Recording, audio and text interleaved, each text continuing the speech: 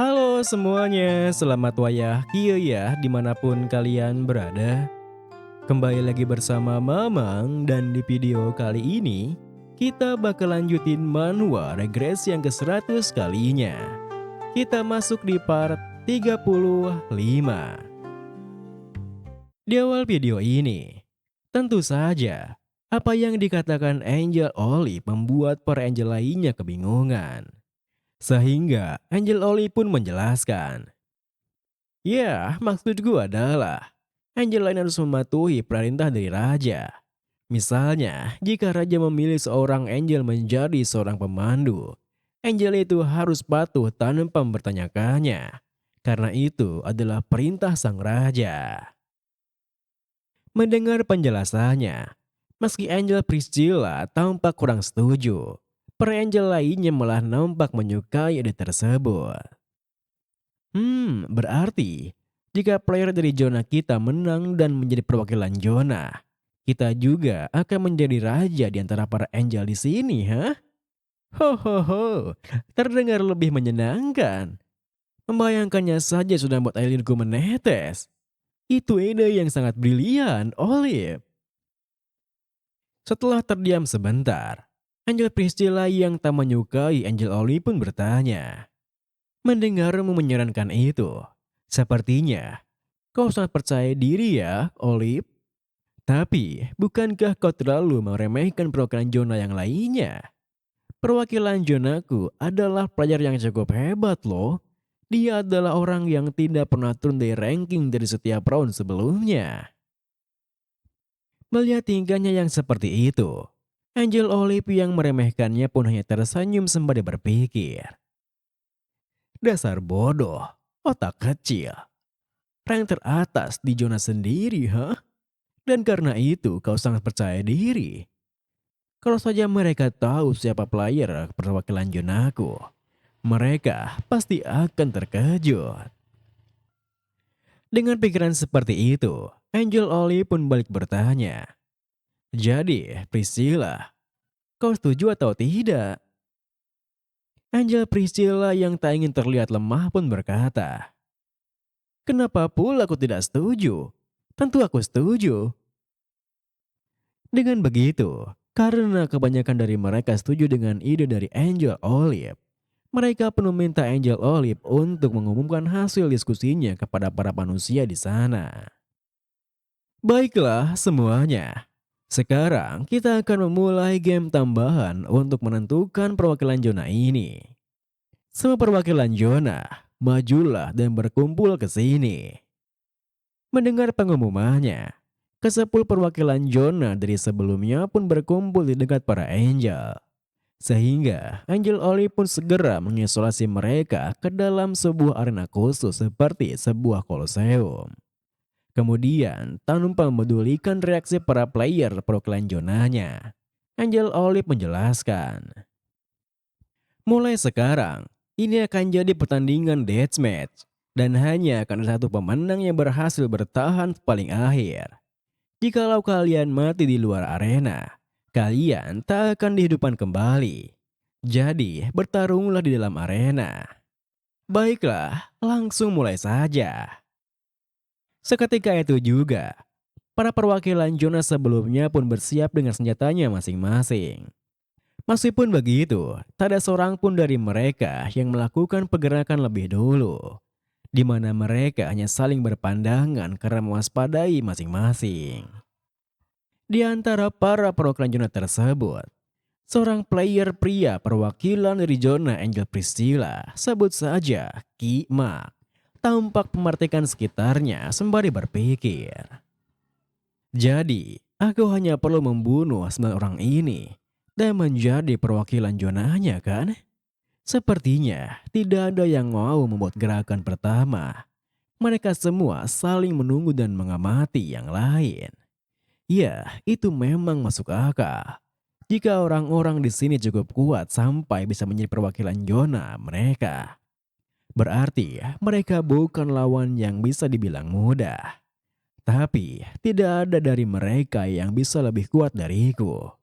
Aku tak pernah kehilangan posisi pertama saat di zonaku. Dengan Rune of the Assemble ini, aku tak akan bisa dikalahkan.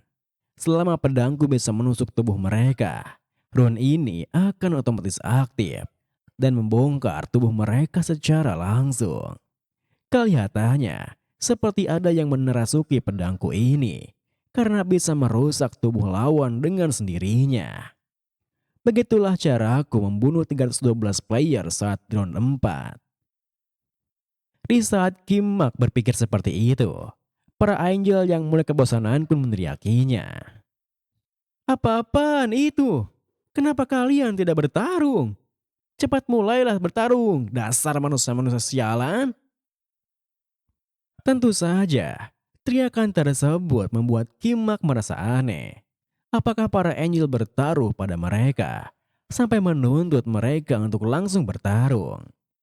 Meskipun begitu, Kimak rasa hal itu tidaklah penting karena ia memang berencana untuk segera bergerak. Karena dari pandangannya, tidak ada orang yang lebih kuat darinya di sana. Dan kalau ia membuat first impression pertama yang kuat, maka player lainnya pasti akan takut untuk menghadapinya. Oleh karena itu, ia membutuhkan seorang untuk dijadikan contoh. Dengan kata lain, seorang korban yang akan sempurna untuk aksinya. Lalu, sedangkan tahu nyatanya, Blackside pun melangkah maju menghampirinya. Sehingga Kimak yang merasa rencananya berjalan lancar pun berpikir, nah, bagus. Ada seorang yang maju. Tapi sayang sekali, kau akan menjadi korban pertamaku di sini. Itu memang senjata yang sangat jarang dilihat. Sebuah sabit yang berukuran cukup besar. Aku juga pernah melihat orang dengan nickname Side sebelumnya. Tapi seorang pengguna sabit, hah? Eh, nickname-nya adalah Black Side? Ini pasti hanya kebetulan kan? Tidak. Nickname tidak bisa dipakai jika sudah ada yang menggunakannya. Berarti dia adalah Black Side yang asli kan? Player dengan ranking pertama di seluruh zona. Black Side yang level 30 itu. Di saat Kimak menyadari hal itu, di mana ia kehilangan kepercayaan dirinya, para angel yang melihatnya pun tentu merasa kebingungan. Loh, ada apa dengannya? Sebelumnya dia berdiri tegak percaya diri, tapi sekarang dia malah menciut begitu. Priscilla, apa dia perwakilan zonamu? Alih-alih menjawabnya, Angel Priscilla malah terdiam menggigit kukunya sendiri. Sebab ia begitu cemas akan apa yang sedang dilakukan oleh Kimak. Sehingga Angel Olive yang melihat sikapnya pun tak bisa menahan tawanya. Tentu saja, tawanya yang terdengar begitu mengejek, sontak membuat Angel Priscilla marah. Terlebih, dengan percaya dirinya, Angel Olive menuturkan, maaf, tapi mana mungkin aku tidak tertawa melihat orang itu yang tiba-tiba ketakutan setelah melihat perwakilan zonaku. Seketika itu juga, Angel Priscilla memperhatikan Blackside sembari berpikir. Perwakilan zonanya, sabit besar itu memang mencolok, tapi aku tak melihat apapun yang menakutkan darinya. Dengan pikiran seperti itu, Angel Priscilla pun bertanya, jadi maksudmu, perwakilan zonaku takut pada perwakilan zonamu, hah? Cih, jangan senang dulu. Olive, apa kau pikir menjadi rank teratas pada zona itu sebuah candaan? Perwakilan zonaku tak pernah turun dari rank pertama zona sejak round pertama tahu. Angel Olive yang merasa lucu dengan kepercayaan dirinya pun menuturkan. Rank pertama di zona sendiri, hah? Apakah memang spesial itu? Perwakilan zonaku itu tak pernah kehilangan posisi pertama di seluruh zona loh. Apa kau masih belum menyadarinya? Para angel yang memperhatikan nama di papan peringkat pasti akan langsung tahu. Tentu saja, apa yang dikatakannya itu sontak mengejutkan para angel di sana. Sampai-sampai, perhatian mereka semua tertuju pada Blackside. Tunggu, nickname-nya Blackside? Ah, aku pernah lihat nama itu. Nama itu selalu muncul di window papan peringkat. Seketika itu juga, Angel Priscilla yang juga mengingat papan peringkat pun gemetar berpikir. Tunggu, Blackside adalah perwakilan zonanya Olive.